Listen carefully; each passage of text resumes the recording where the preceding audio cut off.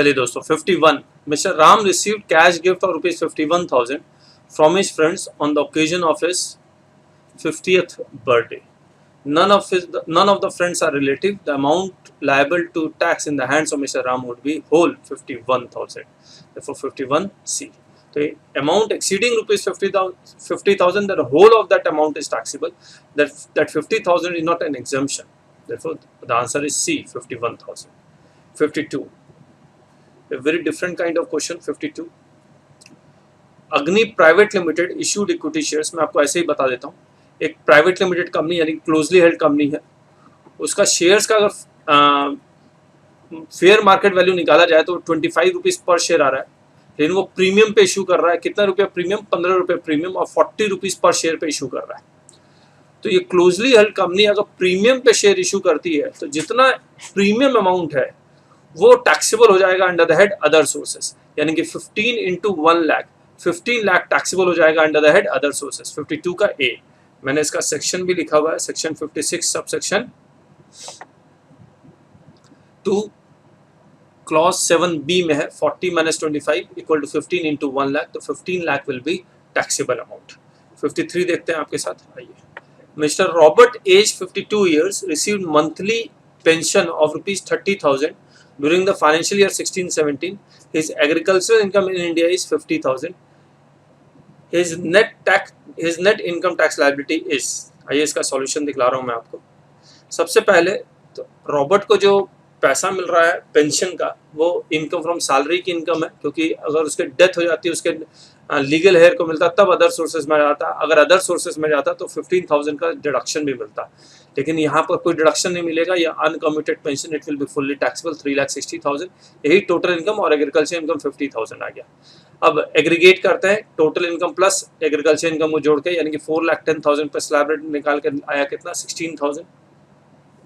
और agriculture income में 50,000 में बेसिक एग्जम्पशन जोड़ दिया 2,50,000, तो 3 लाख पर स्लैब रेट लगा के आया 5,000, माइनस किया 11,000, एजुकेशन सेस जोड़ दिया तो 11,330 आया. तो आंसर आएगा 53 का डी.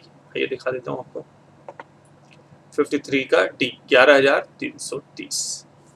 54 देखते हैं. Mister Rajiv born and brought up in India left for employment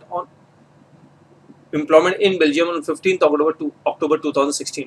बड़ा सिंपल सा केस है ये कि इससे पहले वो कभी बाहर नहीं गया. He is living India for the purpose of employment, therefore he will fall in exception. और सिर्फ 182 डेज का कंडीशन चेक करेंगे और 15 अक्टूबर से 31 मार्च वो लेस देन 182 डेज है और वो 182 डेज का कंडीशन नहीं सेटिस्फाई कर रहा है, इसलिए इसका आंसर आएगा नॉन रेजिडेंट ए. 55 मिस्टर राम जी एज 55, कर्ता ऑफ एचयूएफ है. मैं आपको ऐसे हिंदी में बता देता हूँ. कर्ता ऑफ एचयूएफ पूरा क्वेश्चन नहीं पढ़ रहा हूँ. और वो बिजनेस कर रहा है कहाँ? नागपुर में. और ये मिस्टर राम जी जो करता है वो दुबई में पिछले 10 साल से रह रहा है और वो हर साल 20 दिन के लिए आ रहा है to file the income tax return, और कोई काम के लिए नहीं आ रहा है. इसके 2 बड़े बेटे हैं जो इंडिया में बिजनेस चला रहे हैं और डे टू डे अफेयर्स वही करते हैं.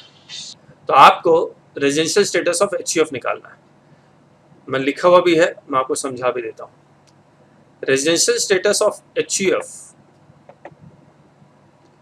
अब सबसे पहले रेजिडेंशियल स्टेटस ऑफ एचयूएफ किसके ऊपर डिपेंड करता है? Control and management of the affairs of the business. There is a distinction between doing business and controlling business. और कंट्रोलिंग बिजनेस का मतलब होता है टेकिंग पॉलिसी डिसीजन. और जो करता यहाँ इंडिया में आ रहा है, क्या वो पॉलिसी डिसीजन लेने आ रहा है? नहीं, वो आ रहा है simply to file the income tax return. And filing of income tax return is not the policy decision. तो हम ये मानते हैं कि control management is not located in India either wholly or partially. तो हुआ क्या? The control management of this HUF is located wholly outside India. तो residential status of HUF is non-resident. अगर residential status of HUF is non resident तो non resident सिर्फ India income पे देगा tax, foreign income पे नहीं देगा. इसका बिजनेस कहाँ चल रहा है? इंडिया में चल रहा है, तो ये बिजनेस इनकम इन इंडिया ये टैक्सेबल हो जाएगा. और कोई भी और बाकी इनकम जो फॉरेन इनकम है उसके ऊपर वो टैक्स नहीं देगा. तो ऑब्वियसली ये वाला आपका क्वेश्चन का पार्ट नहीं है, ये वाला क्वेश्चन का पार्ट नहीं है. तो यही आंसर क्या आएगा? नॉन रेजिडेंट आएगा. आइए दिखलाता हूँ आपको. तो 54 का आंसर क्या आएगा? ए, नॉन रेजिडेंट. 55 देखते हैं आपके साथ. सॉरी, 55 का आंसर क्या आएगा? ए, नॉन रेजिडेंट. 56 देखिए क्या आता है. When a capital asset is located in India अब अगर capital asset is located in India और उसको बेच के जब भी पैसा आएगा वो इंडियन इनकम आएगा, चाहे वो नॉन रेजिडेंट कमाए या रेजिडेंट कमाए, it is taxable in India. तो यहाँ पर क्या होगा, place of location of asset, यानी कि आंसर सी आएगा। ठीक है। 57 देखिए क्या है, मैं 56 का कुछ राइटअप मैंने अगर लिखा है तो मैं आपको दिखला देता हूँ। See at the place of location of asset, section 9 subsection 1 clause I में ये बात लिखी हुई है। ठीक है दोस्तों, अब मैं 57 पढ़ता हूँ आपके साथ। 57 देखिए क्या है, एक नॉन रेजिडेंट दूसरे नॉन रेजिडेंट से लोन ले रहा है और वो लोन कहाँ यूज हो रहा है, इन इंडिया, तो वो इंटरेस्ट इंडियन इनकम कहलाएगा या फॉरेन इनकम कहलाएगा? Interest whether accrues in India और आउटसाइड इंडिया, तो इंटरेस्ट एक्रूज इन इंडिया, 57 का ए आएगा। तो आप पढ़ लेना।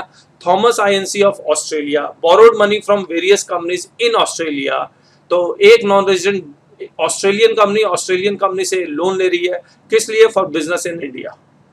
तो क्या हो जाएगा, loan is use in India, it is an Indian income has accrued in India. Section कौन सा है? Section 9 subsection 1 clause V, interest on loan accrues in India if loan is used in India.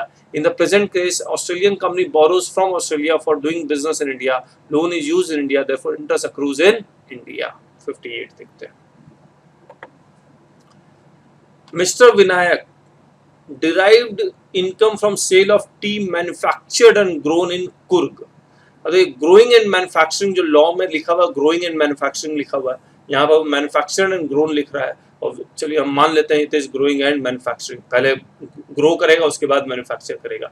और कितना है, और वो T बेच के 20 लाख रुपए आ रहा है। मैंने बताया था मेजर पोर्शन एग्रीकल्चर इनकम है और माइनर जो पोर्शन होगा वो नॉन एग्रीकल्चर इनकम होगा। तो 40-60 का रेशियो तो आपको याद ही है। तो मेजर 60 एग्रीकल्चर, 40 और 20 नॉन एग्रीकल्चर इनकम है। तो जो income the amount exempt from tax by way of agricultural income is 60%, यानी कि आंसर आएगा सी इसका 12 लाख। ठीक है। 59 आइए देखते हैं 59। अब मिस्टर विजय है जो एक फर्म का पार्टनर है और उस फर्म से शेयर ऑफ प्रॉफिट मिल रहा है और इंटरेस्ट मिल रहा है जो 12% के हिसाब से, और share of profit from firm is exempt, interest will be taxable. Interest कितना मिल रहा है? 24,000। तो आंसर क्या आएगा? बी 24,000। ठीक है। 60 इसमें लिखा हुआ मिस्टर अश्विन रिटायर करता है, ग्रेचुटी इससे मिलता है, पेमेंट ऑफ ग्रेचुटी एक्ट में कवर्ड है, तो मॉनेटरी लिमिट जो एलिजिबल फॉर एग्जेम्पशन कितना होगा? तो इसमें salary at the time of retirement ये सब लिखा हुआ नहीं है, तो हम लोग मैं ये मान के चल रहा हूँ मैक्सिमम मॉनेटरी लिमिट पूछ रहा है, तो वो है 10 लाख।